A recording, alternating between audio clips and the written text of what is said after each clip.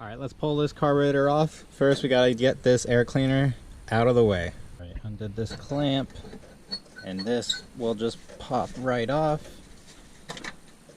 There we go. And then undid the bolt here.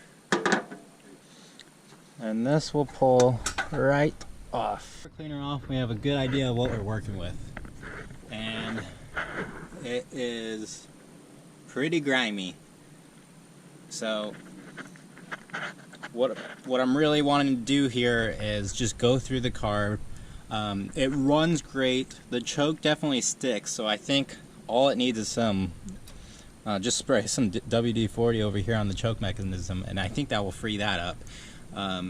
But we want to clean up all this grime, all this oil and gas, and maybe even paint it, get it a little shiny. First thing I'm going to do is pull our throttle cable off. I just undid the little clip and I'm going to put it right back on so I don't lose it. Okay, so now carburetor is held on by 4 bolts, but there's a lot of vacuum lines, especially on the 70s ones. So I'm going to take a picture, make sure I know where every hose is going to on the carb, and then we can start pulling hoses off and trying to make our way to the 4 bolts. Alright, remove the brake vacuum hose, the brake booster hose from the back of the carb. We have the bracket completely off for the throttle, and the 4 bolts are out. So now I think all it is just the fuel feed, and then just a few other vacuum hoses to pull off. And after some fighting, we have the carburetor out. And right away what I noticed was the secondary blades are sticking. And so that would be an issue, especially on startup. That's probably what was happening. The choke may actually not be sticking. You know, obviously I need to let this cool down because the engine was running before this. So once it's cooled down, then I can see if the choke fully releases and if it sticks. But the secondary throttle definitely should not be sticking like that. So let's start tearing this apart. Or actually, first I'm going to clean the outside of it so it's not absolutely filthy. Alright, let's go through this carburetor. It is filthy, so I think I'm going to degrease it, try to clean up the outside.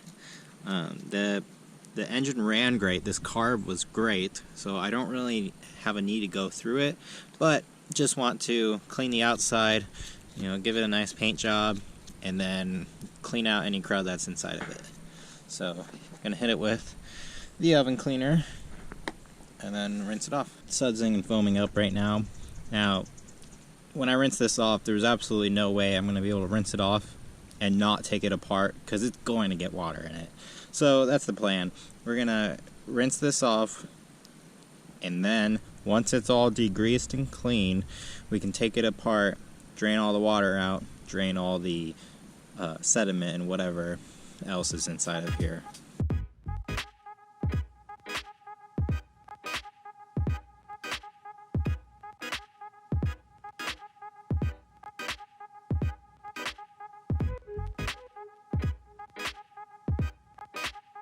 Alright, that actually got off a lot of the gunk on the outside. Now, there's still some on there, and it's just going to be easier to clean the rest of it with the carburetor disassembled. So, that's what I'm going to do. I'm going to start disassembling that. So, when I do that, I'm going to set you guys up so you can watch me tear this apart. Alright, let's tear apart this quadrajet. So, we'll just have right at it. Okay, so I'm going to start with the choke pull-off stuff, since that's going to be the easiest to get to. So back here we have a few vacuum lines, just popping those off. Okay, I'm going to keep that here so I remember where that goes. And then this pull-off is really tight.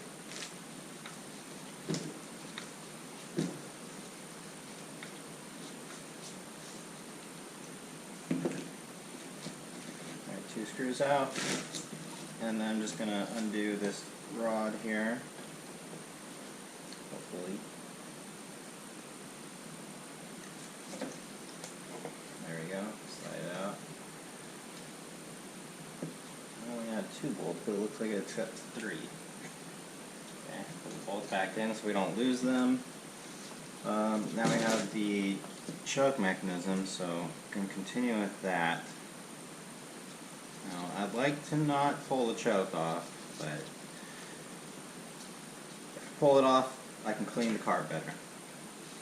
And you need to pull it off to disassemble the carb anyway, so.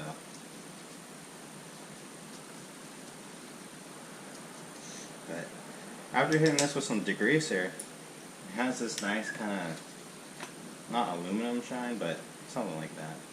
Well, there was some goo or something in here. Okay, we got a vacuum hose, pop that off.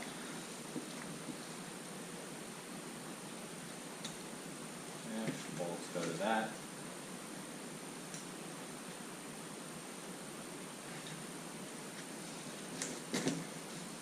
Alright, now we have a lot better access to this side. That popped off. And see if you can see it, but this cam right here that prevents the secondaries from going, it's thickened, just as I suspected, so that needs to be lubricated. Well, yeah, let's pull the choke off and we'll really be able to get in there.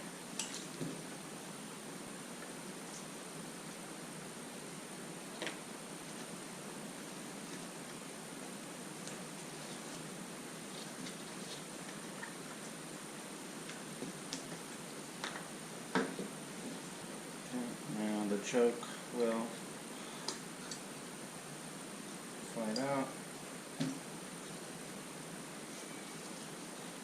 Oh, this bolt was loose. That choke should just pop right off. There we go, we're disconnected from the rod inside. So everything back here is going to get cleaned and lubricated. It just spins on this green rod that sticks out of the choke. Now the cams here, this needs to be popped off, and then we need to clean the rod and lubricate that. But we'll just keep going on. So this side of the carb is done. Let's hop over to the throttle side. So we're going to need to remove the throttle. Alright, we gotta punch out the rod in here. You don't want to go too far because then it's going to be a lot difficult. Not that difficult, but a little difficult to get back in. Alright, we're just going to leave that disconnected. I think once I take the carb apart, we'll be able to disconnect that, because I don't want to mess with the linkages. That's just asking for more to go wrong. Alright, let's take the top plate off. There's just a couple flathead screws.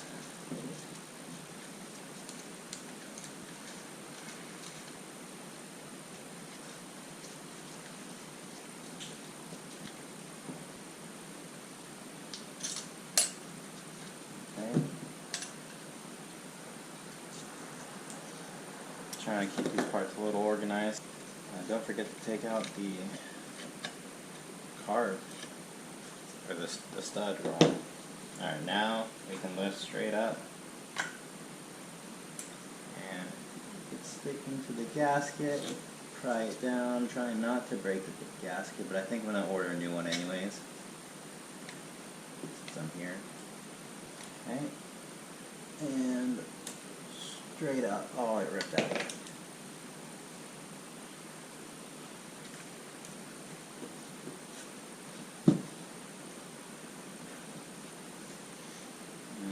Right here at the end. It's like glued into place. Okay, let's take the accelerator pump out.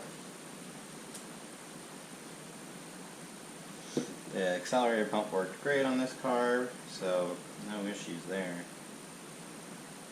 I think all I need to do is just clean out the inside and re-gasket it. Here is the bottom side of the carburetor. Took the bottom half out, set it aside. So this is going to be the gasket for the middle. It's okay. But you see all this black stuff. This is gross. It's covering the... These are the well plugs, I guess. Yeah, they are. So, I mean, I guess that's one way to stop them from leaking. And yeah, I'll clean up all this, but yeah, we have it all disassembled now. As far as I'm going to take it, I'll show you this side. I took off, I think this is the needle. Took that off. The float's still in there. This plastic bucket doesn't really want to go. I don't really want to fight with it too much. But I'm going to start cleaning the outside and go from there. Don't need to worry too much about cleaning the inside yet. Main focus, let's clean the outside. So for some reason, I took the blades off, the throttle blades, primary and secondary. I don't really know what I was thinking, but you can't just take them off normally, even though they were flathead, something like that. You can't just take them off. They snap because they're staked at the end. You know, I didn't realize that until, you know, I snapped the first one. Then for some reason, I thought, might as well just snap all four of them. So now I have the pleasure of attempting to drill this out. Hopefully I can do it. So this side is snapped flush, and the back side has a little bit sticking out. That's the side that's staked. You're supposed to grind that down and then attempt to remove the screw. And like I said, didn't realize that until it was too late, and I don't know, lack of better judgment, decided to snap all four of them. So let's punch this and then try to drill as straight as possible. Alright, got one drilled out, and it's as easy as that. Better said than done. So yeah, you just want to make sure that you drill it straight, or you punch it straight, and then you continue drilling straight, and then you can get it out. Now the threads are still more likely going to need a tap ran through. I don't know if I have a tap that small, but I guess I'll find out. And also with this, if you do go a little off, you can always go up a screw size. Okay, started off by punching with a 9/64 punch, and I don't have a drill bit that's that small, so I'm just going to work my way up with bigger punches to make this hole just a little bit bigger. And I'm going to give it 1 or 2 taps just to make sure we're good. And this is crucial that you get it as straight as you possibly can. So just going to work my way up with a couple different size punches until I get to a good one. Something that my drill bit will easily fit into. Okay, going to drill with a 1/16, basically the smallest drill bit that I have, just to make sure we can get through the punched hole and we can stay straight. Now this is a right hand drill. If you have a left hand drill bit, that's probably better. Probably make it a little bit quicker of a process.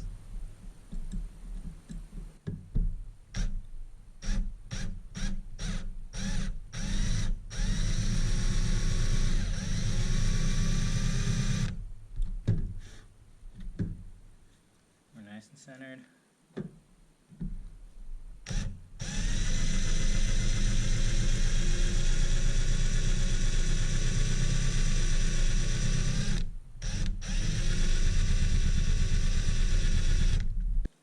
Again, this is a right hand drill bit. If I had a left hand, I would use that, but apparently I can't find my 5/64 left hand drill bit.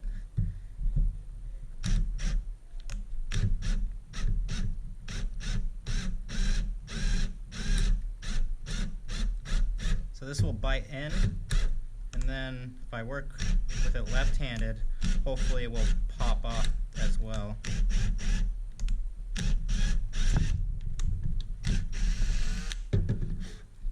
Alright, we broke all the way free and it did not pop off, so I'm going to grab, you can do a chisel, but I have a punch right here, so I'm going to use this, and I'm just going to tap the ends off, and the screw is weak, so if we can just pop it off without drilling the rest of the way, save us a little bit of work.